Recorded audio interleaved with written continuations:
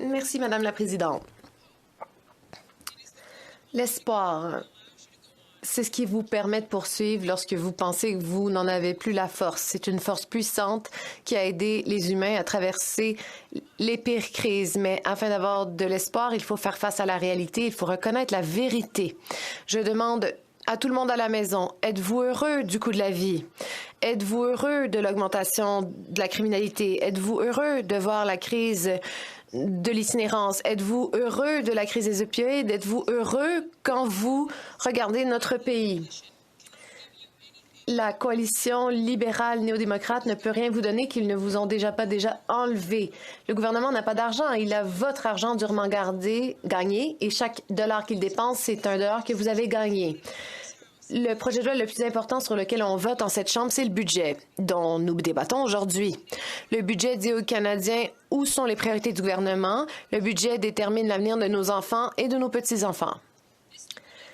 Cette coalition libérale néo-démocrate a doublé les dépenses du gouvernement et pourtant, rien n'est 2 fois mieux que c'était avant leur entrée au pouvoir au pays. En fait, les choses ont empiré par un facteur de 2. Le loyer a doublé, le montant d'hypothèque a doublé, le montant de temps d'attente dans les urgences a doublé. 22 personnes meurent tous les jours au Canada d'une surdose. Savez-vous combien d'argent est alloué dans ce budget pour le traitement et le rétablissement des gens vivant avec une dépendance? Rien. Le gouvernement continue à financer les gens pour qu'ils restent dans cette maladie de la dépendance plutôt que de leur donner un moyen de se libérer de cette dépendance. Souvenez-vous de cette promesse électorale de 4,5 milliards de dollars en transfert en santé mentale. Les libéraux semblent avoir oublié cette promesse car elle n'est pas dans ce budget.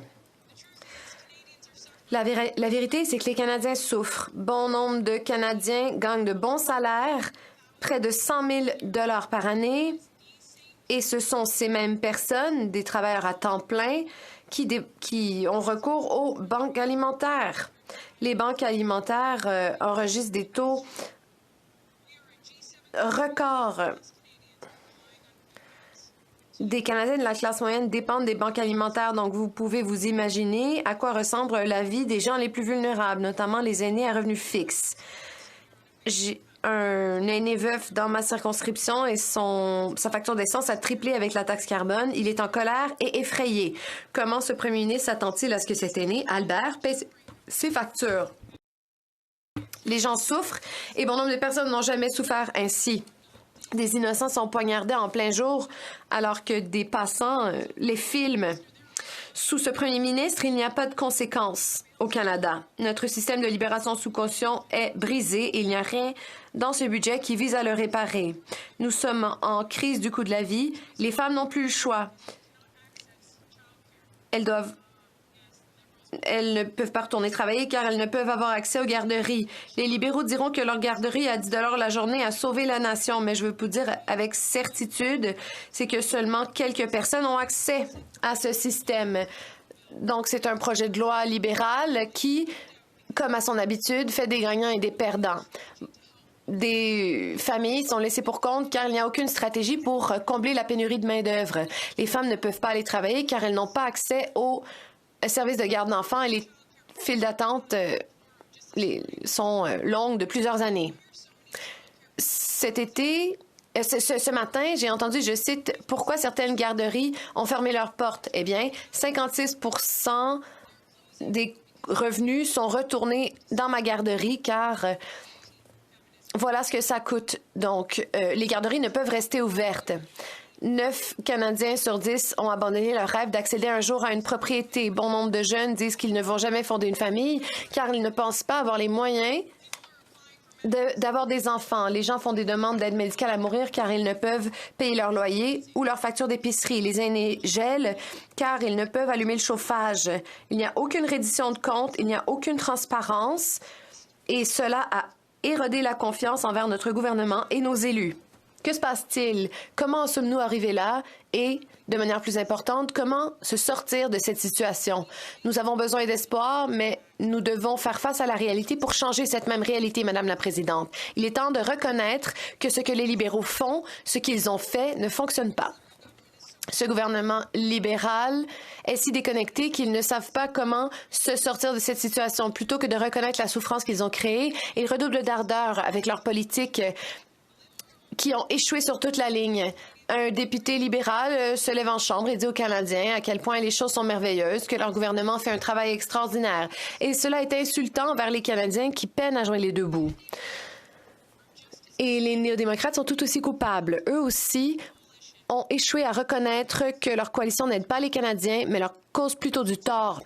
Les programmes sociaux dépendent d'une économie saine pour qu'on puisse continuer à financer ces programmes. Ce gouvernement a accumulé davantage de dettes que tous les autres premiers ministres avant lui, ensemble, réunis. La dette du Canada s'élève à 1,8 billion de dollars. C'est un chiffre difficile à imaginer. 44 milliards de dollars est dépensé chaque année sur les taux d'intérêt. Donc, le gouvernement dépense 24 milliards sur l'assurance-emploi, 44 milliards sur l'allocation canadienne pour enfants. Cela signifie, et écoutez-moi bien, les libéraux dépensent 2 fois plus au service de la dette que dans les programmes qui sont là pour aider les Canadiens. Il est important de tenter différentes approches, mais il est aussi important de reconnaître lorsque ces approches ne fonctionnent pas.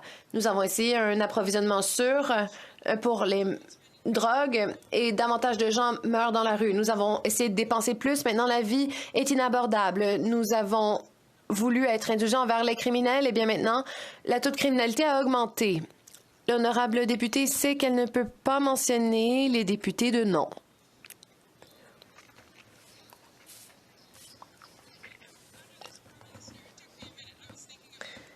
Je pensais à vous, en fait.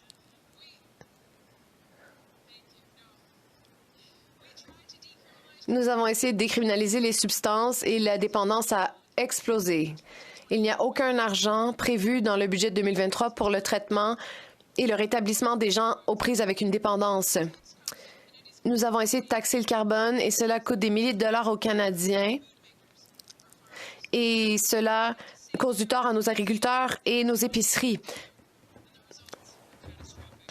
Les résultats sont catastrophiques. Rien ne fonctionne, Madame la Présidente.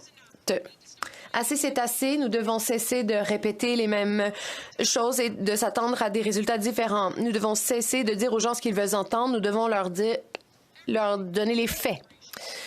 Toute chose a une date d'expiration et ce gouvernement libéral est bien au-delà de sa date de péremption. Nous devons changer de trajectoire et nous pouvons le faire. Nous avons besoin de privilégier la prudence budgétaire. Nous devons démontrer que tout le monde est important au pays.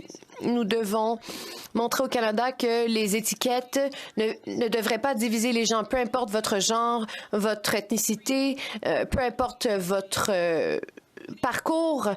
Nous sommes tous égaux. Les Canadiens sont intelligents et n'ont pas besoin d'un gouvernement qui leur dit où ou comment dépenser leur argent et quels médias consommer. Ils n'ont pas besoin d'un gouvernement qui s'attaque à leur chèque de paie durement gagné avec des taxes et des impôts. Nous avons besoin d'un gouvernement qui travaille pour les gens. Cela signifie qu'il faut écouter les gens et les gens se sont exprimés. Ils ont faim, ils ont peur et ont besoin d'un logement. Les conservateurs peuvent rectifier la situation. Cela prendrait du temps et de la patience, mais nous avons les faits, ce qui nous permet de dresser un plan et le plan nous donne espoir. Nous sommes là pour vous. Nous nous battons tous les jours pour vous montrer la réalité. Et la première solution, c'est de demander aux députés en cette Chambre de faire face à la réalité et de voter contre ce budget terrible. Merci.